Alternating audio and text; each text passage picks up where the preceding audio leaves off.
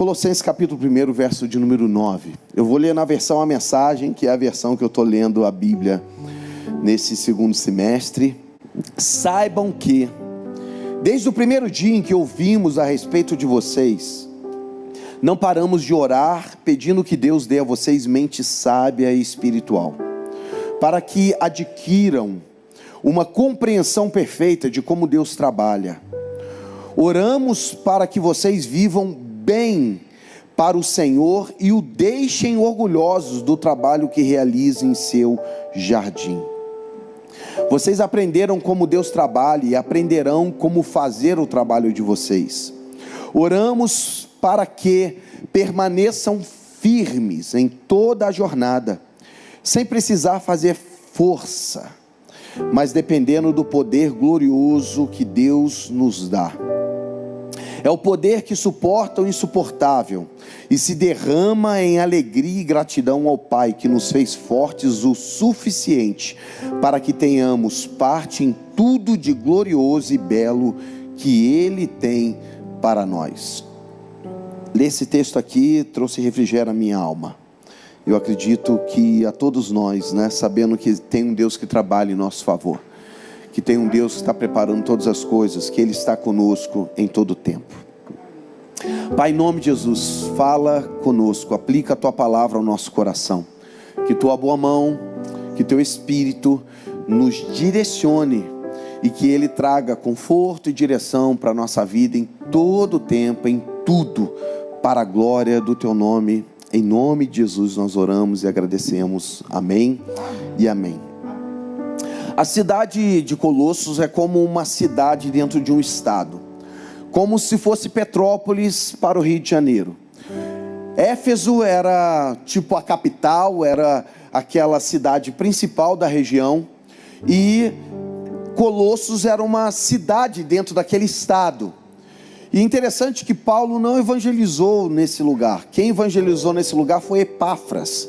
Epáfras era tipo um discípulo de Paulo. Ele foi cuidado pelo apóstolo Paulo e agora ele foi pregar em Colossos e surgiu essa igreja. Mas existe ali um problema cultural, um problema religioso. Qual era esse problema? O povo daquele lugar, eles acreditavam que existiam espíritos que ficavam em torno da cidade, protegendo a cidade ou trazendo a maldição para aqueles que não acreditavam neles. E às vezes isso trazia dificuldade, e eles criaram alguns mecanismos para tentar resolver isso. Eles tinham encantamentos, textos que eles formularam, textos de proteção, onde eles liam e eles acreditavam que ao lerem aqueles textos, que fazerem um ritual para aquilo, trazia uma proteção na cidade. É como você, esses dias eu fiquei sabendo de uma história de um irmão, muito conhecido, mas não vou falar o nome dele não, que ele disse que foi comprar um cachorro quente, achou umas moedas no chão, ele pegou algumas, e quando ele foi chegando perto de mais moedas, ele viu que estava perto de um despacho. Aí ele, deixou lá as moedas, Eu pegaria todas elas, e se tivesse nota eu pegaria também, porque agora vai pertencer ao reino de Deus na minha vida, em nome de Jesus. E às vezes a gente faz isso, porque, olha, acenderam uma vela ali agora, aí a gente, Senhor, tem misericórdia, ajude-me, A gente tem essas coisas, porque a gente acredita que certas ações vão trazer proteções sobre nós. Aí você vai passar e fala assim, dá licença, Tem que pedir licença para passar em certas coisas. E Paulo está tentando justamente mostrar a esse povo que na realidade eles não estão agora se submetendo a rituais, a entidades ou qualquer outro espírito que seja superior a Jesus Cristo. Ele está justamente mostrando a esse povo e dizendo que aquele que criou todas as coisas, aquele que governa o universo, agora estava reinando sobre a vida deles. Que existia um rei, alguém poderoso demais que os direcionava. E às vezes a gente perde essa noção, porque a vida vai pressionando, e Satanás, ele trabalha com ideias, sofismas, ele vem trazendo uma mentalidade, ele vem trazendo o medo. O termo anjo significa mensageiro. A Bíblia não traduziu o termo anjo. A gente fala que foi transliterado. Angelos quer dizer mensageiro. A tradução de anjo é mensageiro. E os demônios são anjos caídos. Eles continuam trabalhando da mesma forma, com mensagens. Então ele traz mensagens a você, ele traz um medo. Ele costuma trazer ideias que vão te atemorizando. Como já conversei com muitos irmãos, pastor, eu fui num lugar e o médico lá no postinho disse que eu tenho que fazer um exame, e pode ser que seja algo grave. Então, além da palavra do médico, que o prognóstico não é bom, ainda vem os anjos caídos que começam a trazer a mentalidade dele, é um câncer. E a gente começa a buscar no Google, e o Google começa a dizer, é um câncer terminal, você tem 1 mês de vida. E aquela mensagem vai entrando. E a gente vai ficando sob o domínio da mentira, de demônios. Não porque ele entrou no nosso corpo, mas que ele começa a trazer mentiras. E ele começa a trazer mentiras não somente para a tua saúde, para o teu relacionamento, para o teu casamento, para a tua empresa. Ele começa a trazer mentiras em todas as áreas. E no final a gente está desesperado. Estamos como o povo de Colossos, onde está debaixo de uma atmosfera demoníaca, trazendo que o nosso futuro vai ser negro, caído, difícil. Enquanto nós temos um Deus que já liberou sobre nós todas as bênçãos no mundo do Espírito, que está sobre nós a bênção daquele que governa todas as coisas, aquele que domina o universo, está reinando sobre a nossa vida. Ah, pastor, então quer dizer que nada difícil vai acontecer sobre mim? Não é isso que eu estou falando. Estamos na vida, estamos andando e percorrendo um caminho da nossa história, e vai ter momentos difíceis, mas a gente nunca vai estar só. Teremos sempre alguém que estará conosco. Então Paulo está ensinando isso a essa igreja, e a gente precisa então se posicionar. A gente precisa então olhar a nossa vida à luz não de uma história que nós mesmos escrevemos, ou que entidades ou espíritos escrevem, mas de um Pai que está reinando sobre a nossa vida e que está escrevendo a nossa história conosco. E a gente precisa então saber em quem nós estamos. Quem é Jesus para nós? Qual o tipo de relacionamento que nós devemos ter com Ele? Eu quero, nesse texto aqui, eu quero pensar alguns pontos com você. Mas a gente precisa entender que temos um Deus que faz o melhor por nós. Então o tema da mensagem é justamente esse, né? O que precisamos para ter um futuro melhor? É óbvio que estar em Cristo é o principal, e a gente já sabe disso. Mas esse texto, ele trouxe alguns pontos que eu quero compartilhar com você. No verso de número 9, Paulo ele fala assim: saibam que desde o primeiro dia em que ouvimos a respeito de vocês, não paramos de orar, pedindo a Deus que dê a vocês mente sábia e espiritual. Se a gente quer ter um futuro melhor, além de um relacionamento com Deus, a gente precisa ter sabedoria na vida. Ter sabedoria. O que é sabedoria? Eu descrevi aqui, é a capacidade de aplicar o conhecimento de forma justa, prática, de acordo com os princípios de Deus. Sabedoria é você ter conhecimento sobre algo, e eu conheço pessoas que têm o conhecimento, mas ele não é sábio. No casamento é um grande desafio.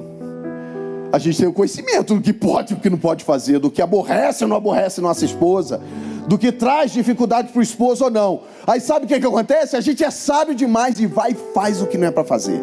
Aí dá zebra, irmãos. Problemático. E lá em casa a gente tem uma dificuldade muito grande, porque a gente só tem um filho.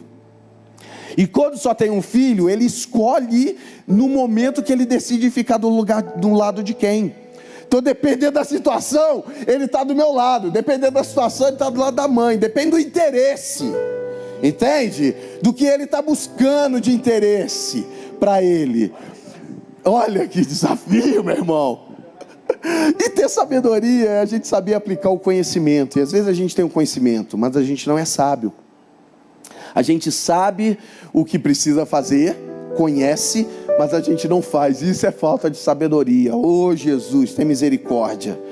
Então é a gente ter a habilidade de usar o conhecimento que a gente tem de uma forma a tomar boas decisões. E eu anotei 3 pontos aqui, para que você, ou qual a importância que você tem de ser sábio. Primeiro, a sabedoria nos guia para uma vida bem-sucedida e reta. Ter sabedoria vai trazer para nós sucesso. Então não adianta você buscar conhecimento, saber coisas, se você não vai colocar isso em prática de maneira sábia. E Paulo nos ensina sobre isso, mas também no Antigo Testamento, Salomão, o homem mais sábio do mundo. Olha a sabedoria de Salomão. Ele teve 900 esposas, concubinas e esposas mesmo. No final ele escreve assim: sábio é o homem que encontra uma mulher. Olha só, ele então, dentro das alianças políticas que ele tinha, e as esposas envolviam as alianças políticas, ele diz no final: sábio é o homem que encontra uma só. Aleluia, sábio, irmãos. E ele também traz para nós sabedoria para viver uma vida bem sucedida. Provérbios capítulo 3, verso 13 e 14 diz assim: bem-aventurado o homem que acha sabedoria e o homem que adquire conhecimento, porque melhor é o lucro que ela dá do que o lucro da prata, e melhor a sua renda do que o ouro mais fino. Ele diz que a sabedoria é melhor do que riquezas, porque quem é sábio pode adquirir as riquezas no momento que precisar. Quem só tem a riqueza, se perder a riqueza, não tem mais nada na sua história. Olha que desafio. Então a sabedoria nos dá uma vida bem sucedida. Segundo ponto aqui sobre sabedoria: proteção contra escolhas erradas e perigosas. Eu sou sanguíneo, e às vezes eu vou e pum, quando eu vi já falei. Aí eu tenho que aprender, e estou tentando aprender todo esse tempo, 51 anos tentando aprender isso, de segurar minha língua. Leonardo, segura. E às vezes eu estava em reunião e estava lá, na reunião eu falava, eu estou tentando aprender a segurar. E teve um momento assim que eu esperava. Aí eu ia falar algo, eu falei, espera mais um pouco. Quando chegava no final, o outro que era igual a mim falava, eu falei, viu, eu não precisei me expor, porque o outro falou o que eu ia falar. E às vezes a gente não tem essa sabedoria no nosso casamento, na nossa casa, na nossa empresa, lá no colégio. Salomão fala sobre isso também. Quando a sabedoria entra no teu coração e o conhecimento for agradável à tua alma, o bom siso te guardará e a inteligência te protegerá. Às vezes a gente se expõe e na realidade Deus está querendo nos proteger, e Ele já nos deu a capacidade de pensar no que é bom a gente entrar ou no que é bom a gente sair. Às vezes a gente coloca a mão em coisas que Deus não está colocando a mão. A gente entra em sociedades que Deus não disse para a gente entrar. A gente faz coisas que Deus não colocou para a gente fazer. Isso é sabedoria. Saber quando entrar e quando sair. Saber como lidar com as coisas e entender que isso vai te trazer uma proteção sobre escolhas erradas na sua vida. E o terceiro aspecto dentro da sabedoria, Provérbios 9:10 diz assim: o temor do Senhor é o princípio da sabedoria, e o conhecimento do santo é entendimento. Temer a Deus é o princípio do saber. Então uma conexão com Deus te traz entendimento para a vida. Temer ao Senhor vai trazer para você, na tua vida, em todas as áreas, benefícios, porque você vai enxergar melhor a questão da vida. Então quando a gente entende que precisamos de algo na vida, Paulo diz, ser sábio, que Deus dê a nós mente sábia, que Ele te dê sabedoria no teu casamento, nos teus relacionamentos, na tua casa, lá no teu trabalho, em todos os negócios que você se dispuser a fazer, que Ele traga sabedoria dos céus sobre a tua vida, em nome de Jesus. O segundo ponto está ainda no verso de número 9.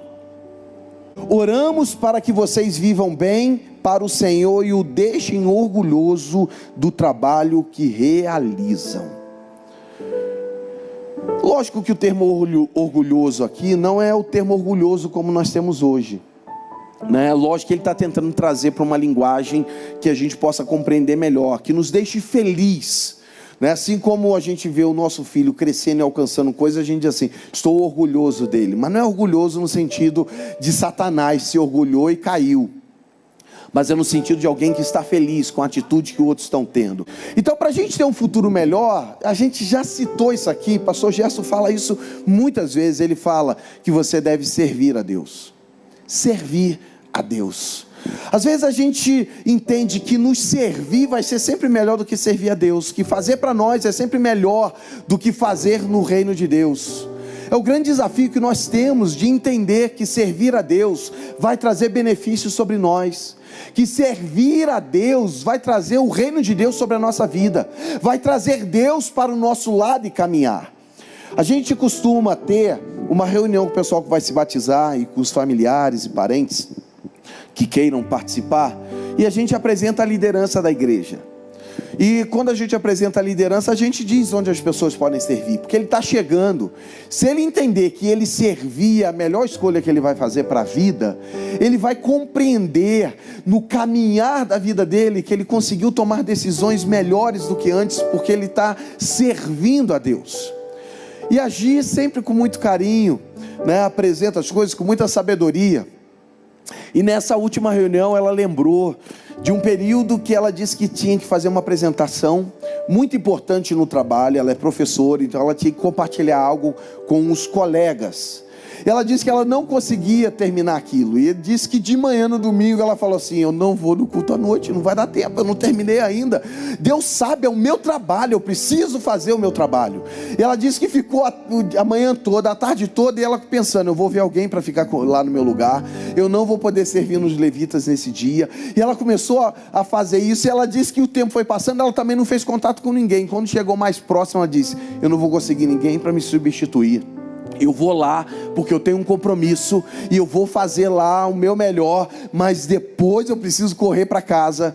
E ela disse que veio servir ao Senhor, e quando ela chegou em casa, antes de sair daqui, ela disse que a mente dela começou a borbulhar de um monte de ideias para ela fazer, e aquilo que ela ficou o dia inteiro tentando fazer, ela chegou em casa, ela fez em 1h30 tudo aquilo que ela não conseguiu fazer durante o dia todo, porque ela tomou uma decisão de servir ao Senhor. Entende que às vezes a gente se perde. Eu costumo usar uma analogia da vela, não sei se eu já falei aqui, se não falei vou falar de novo, se eu vou falar a primeira vez, se eu já falei, é importante a repetição para a gente aprender, como dizia meu pastor Sérgio era chamado pastor 3 vezes, aí o pastor Vitor perguntou para ele assim, pastor Sérgio, por que o senhor repete 3 vezes? Ele, eu repito 3 vezes? Eu repito 3 vezes?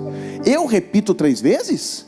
É, pastor, para gravar e para gravar. Então a repetição nos ajuda a gravar. Então aqui está. Eu costumo dizer que a vela, ela, para poder iluminar, alcançar o propósito dela, ela tem que desgastar tanto o pavio quanto a parafina. A grande realização desse desgaste é no final você conseguir alcançar o propósito, que no caso da vela é iluminar. Você vai sempre se desgastar. Se você não escolher se desgastar para Deus, você vai se desgastar em alguma coisa na tua vida, e às vezes o propósito no final não foi tão válido. Entende? Chegar no final e falar assim, cara, minha vida só serviu para isso, eu não consegui entregar a minha vida naquilo que realmente tem significado para mim. Por isso, o Evangelho de Mateus, ele diz que o id, uma tradução bem legal para o id, não seria id, alguém que vai e faz uma missão e acabou a missão, mas é o indo. Porque não é apenas no momento, dentro do espaço e do tempo, que você faz a missão de Deus, mas você faz no indo. Então quando você está indo no seu trabalho, lá você faz a missão. Quando você está atendendo alguém, você está fazendo a tua missão. Quando você está se relacionando com alguém num ambiente de trabalho, ali uma missão pode ser feita. Porque você está indo, cumprindo aquilo que Deus estabeleceu para você. É servir ao Senhor dentro daquilo que Ele tem colocado a disponibilidade para você servir. Quantas pessoas estão vindo aqui porque alguém resolveu estar indo na missão, e que você foi convidado a estar aqui hoje, e você aceitou Jesus, se relaciona com Deus, porque alguém tomou uma decisão de estar indo, fazendo aquilo que Deus estabeleceu, servindo ao Senhor. É o desafio que nós temos, de realizar o propósito da nossa vida. E é interessante que a Bíblia diz que quando nós servimos, quando nós estamos servindo a Deus, há resultados sobre nós. Mateus capítulo 6, verso 33, ele diz assim: buscai em primeiro lugar o reino de Deus e a sua justiça, e todas as demais coisas serão acrescentadas. Se você coloca Deus em primeiro lugar, estar nele, viver nele em primeiro lugar, diz que, a palavra diz que ele acrescenta a nós aquilo que a gente precisa. Então servir a Deus traz prosperidade para nós. Outro texto diz assim no Salmo 84, verso 11: pois o Senhor Deus é o sol e escudo, o Senhor concede favor e honra, não recusa nenhum bem aos que andam com integridade. Ele diz que o Senhor, sobre aqueles que andam nele, buscando serem inteiros diante dele, ele é como o sol e ele é como escudo sobre a vida dessas pessoas. Servir a Deus vai trazer sobre você a proteção dele, o cuidado dele, sobre a tua casa e a tua família. Servir a Deus não é um desperdício, mas é você trazer a proteção dele sobre a tua vida. 1 Coríntios 15, 58, Paulo diz assim: portanto, meus amados irmãos, sede firmes, inabaláveis e sempre abundantes na obra do Senhor, sabendo que no Senhor o vosso trabalho não é vão. Eu só enxergo o que você faz diante de mim. Eu não consigo enxergar o que você faz dentro do coração, a tua intencionalidade em realizar algo para Deus. Mas a Bíblia diz que servir a Ele, a gente tem olhos que estão sobre nós, que conseguem enxergar não só o resultado do que fazemos, mas toda a intencionalidade do nosso coração. Eu tenho orado, a gente está buscando avivamento, e avivamento significa vida, ter a vida de Deus em nós. É lógico que traz resultados essa vida de Deus em nós, mas o que eu tenho buscado no Senhor e tenho orado já esses meses, é que eu possa voltar a ser e manter no meu coração aquilo que eu sempre fui no meu passado, no meu servir a Deus. Porque às vezes a gente fica tentando achar lugares, terminologias, posições, status para a gente servir a Deus. Mas a gente se esquece que não é apenas uma posição numa igreja, um cargo, uma função de liderança que vai nos fazer ser vistos diante de Deus, mas é aquilo que a gente faz para Ele, reconhecendo que tudo o que fazemos não é vão nele. Amém? Em nome de Jesus, recebe essa palavra sobre a tua vida. No verso de número 11 de Colossenses capítulo 1 diz assim: oramos para que permaneçam firmes em toda a jornada, sem precisar fazer força. Isso aqui é uma maravilha, né?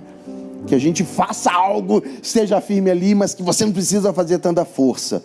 Mas o texto completa ele: mas dependendo do poder glorioso que Deus nos dá. O terceiro ponto sobre o que nós precisamos para ter um futuro melhor em Deus é justamente isso: depender da força de Deus. Depender da força de Deus.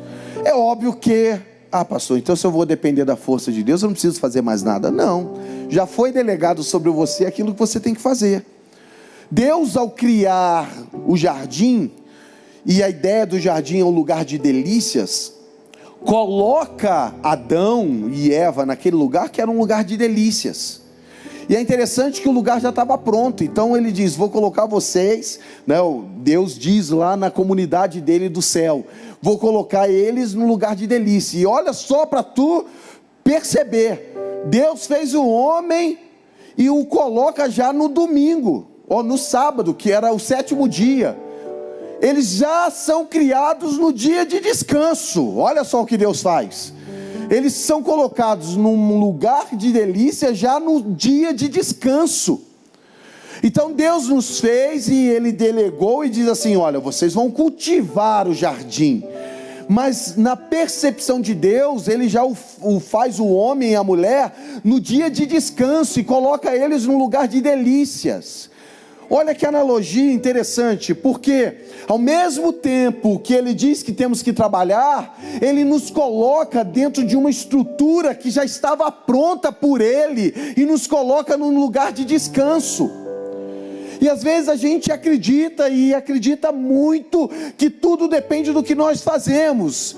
Isso é verdade? Claro, mas não é toda a verdade. No instituto eu costumo falar com o pessoal: um versículo é a verdade, mas não é toda a verdade, porque outros versículos também são verdadeiros, outras palavras de Deus para nós são verdadeiras, assim como aquela. Então Ele diz que nós podemos fazer as coisas, mas a força que vamos realizar tudo, nem sempre é somente a nossa. Existe alguém que está trabalhando por nós em todo o tempo. Deus é aquele que faz por você. A ansiedade é um grande desafio. E a ansiedade na Bíblia não é apenas uma questão emocional. A ansiedade na Bíblia é ligada muito à questão de falta de fé. Falta de fé. Porque a ansiedade está ligada no sentido de você não confiar que o Deus que te resgatou, Ele é poderoso para cuidar de você até o fim, que vai estar contigo em todo o tempo. O problema aqui não é se eu vou fazer ou não. O problema aqui é quando eu busco a independência de Deus.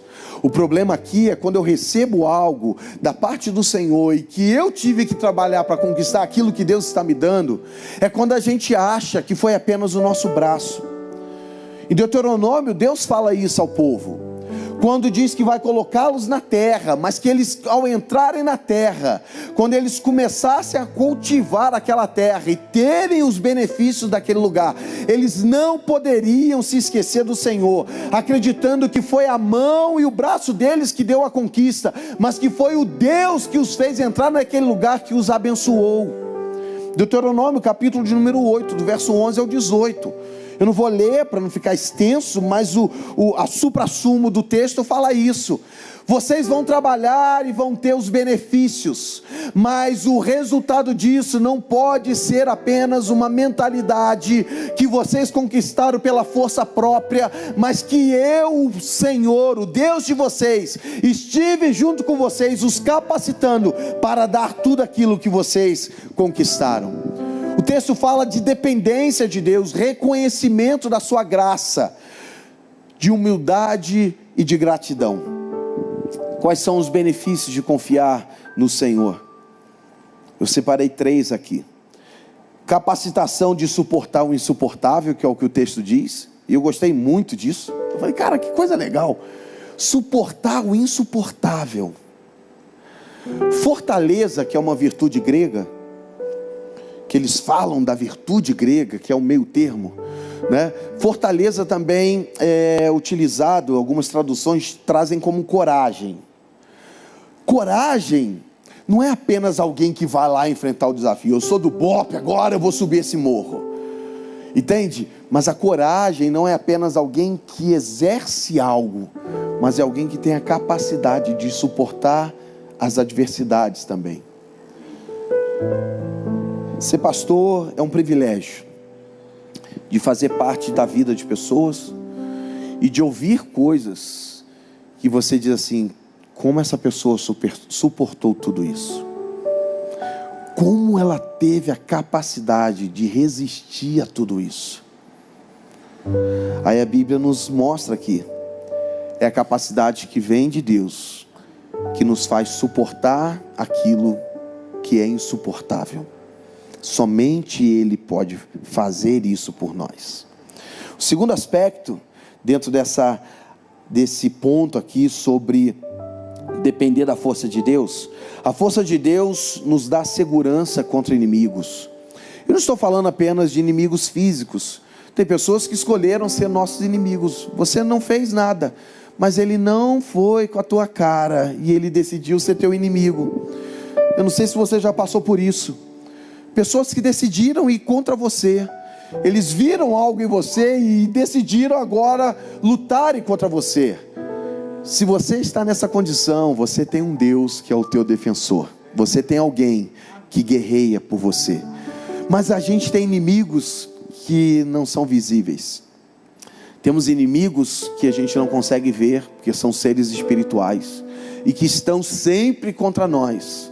E uma das coisas que a gente se perde é achar que vai chegar um momento que eles vão deixar de vir contra nós. Aí a gente abaixa a guarda. E quando abaixa a guarda, vem uma cilada, vem algo que te expõe e que ele vai tentando minar a sua força, e ele começa a trazer aqueles sopros, lembra que eu falei? Das mensagens que vão te diminuindo. Mas a Bíblia diz que nós temos segurança em Deus, porque somos guardados nele, porque ele é quem vai conosco em todo o tempo, em toda a batalha. E o terceiro aspecto, Josué capítulo 1, verso 5 diz assim: ninguém te poderá resistir todos os dias da tua vida, como fui com Moisés, assim serei contigo. Quando a gente confia em Deus, a gente vai a lugares que a gente não conseguiria ir com a nossa própria força. Quando a gente confia em Deus, a gente vai fazer mais do que a gente poderia fazer por si mesmo. Quando a gente confia em Deus, você é colocado em lugares maiores do que na realidade você imaginava que você poderia. Deus me colocou em lugares que eu não imaginava estar, que eu não me sentia capaz de estar, porque a força de Deus faz mais por nós do que nós podemos fazer. A honra em nossa vida, em tudo, seja dada a Ele. E até hoje eu falo, é o sapateiro que Deus coloca em lugares altos, assim como na sua vida. Eu sei que tem pessoas aqui muito mais capazes, mas que às vezes vêm palavras que ficam tentando diminuir quem você é. Não é quem você é, mas é o Deus que está contigo. Você tem um Pai. Verso 13 e 14 a gente não leu, mas no verso 13 e 14, para encerrar, diz assim: a maravilhosa verdade é que Deus, olha isso, a maravilhosa verdade é que Deus nos resgatou dos becos sem saída e dos caminhos de escuridão. Ele nos pôs no reino do Filho que tanto ama, o Filho que nos tirou do poço em que havíamos caído e se livrou dos pecados que estávamos condenados a repetir. Deus fez no passado, Ele vai continuar fazendo. Cara, olha isso. O Deus que fez no passado, Ele vai continuar fazendo. Quero encerrar falando sobre paternidade. Ontem a gente estava num diálogo, após a ação que a gente fez ali em Correias, e a gente brincando com o Alan e falando assim: por que às vezes a gente tinha que corrigir ele? Porque a gente falou que ia corrigir. Porque se eu não falo para ele que eu ia corrigir e não corrijo, eu vou cair numa cilada que no final ele não vai acreditar mais em mim. Como também, se eu fizesse promessas e ele andasse segundo ou continuasse andando na mesma conduta que veio andando antes, eu tinha que cumprir aquilo, porque são promessas. Só que às vezes a gente tem analogia, um pai que falou sobre nós coisas que ele não cumpriu, de pessoas que prometeram para nós coisas que elas não cumprem, pessoas que fizeram alianças e que não levaram suas alianças até o final. Quando eu falo de paternidade, eu não estou falando da nossa experiência com o nosso pai, eu estou falando da nossa experiência com o nosso Pai Celestial, aquele que fala e cumpre as suas promessas. Quando a gente fala de paternidade, a gente está falando de um Deus que cuida, de uma proteção que está sobre nós e de um amor incondicional à nossa vida. Um Deus que nos ama, um Deus que permanece conosco em todo o tempo. Não é aquele Deus que te resgatou quando tu estava todo lascado, no lamaçal do pecado te trouxe, e que agora Ele te abandona porque você não conseguiu alcançar aquilo que religiosamente foi estabelecido sobre você. mas é o Deus que te amou, que te ama e permanecerá te amando em Cristo Jesus. Se você desejar, Ele nunca vai te abandonar. Se você quiser permanecer com Ele, Ele nunca vai te deixar de lado. Se você pecar e alguém te acusar dos teus pecados e falar, o teu pai vai te abandonar, você pode dizer, não, quando eu me arrependo e volto para o meu pai, Ele continua o mesmo, seu amor é derramado sobre a minha vida. Sabe por quê? Porque você foi adotado em Jesus Cristo. Ele declarou o teu nome nos céus. Ele não volta atrás, Ele permanece o mesmo. Quando Ele disse Leonardo nas regiões celestiais, aquilo valeu lá para o passado e valerá até quando eu estiver com Ele no reino eterno dEle. Ele é fiel para cumprir as suas promessas. Nós não temos um pai como um pai humano que às vezes é falho, como eu sou falho e erro com meu filho. Nós temos um pai que é perfeito, que cumpre todas as suas promessas. Ele vai continuar guardando você e protegendo a tua vida. Ele vai continuar sobre você. E se o teu futuro parece algo inseguro, incerto, pode ser para você, mas para Ele tudo está pronto, tudo já está organizado. Ele é aquele que fez uma aliança conosco e permanecerá sobre nós. Eu anotei 3 pontos aqui, como Deus demonstra a sua paternidade. Salmo 121, verso 8. O Senhor guardará a tua saída e a tua entrada, desde agora e para sempre. Até quando Deus vai guardar você? De agora até sempre. Ele é fiel para cumprir, Ele é o nosso guardião.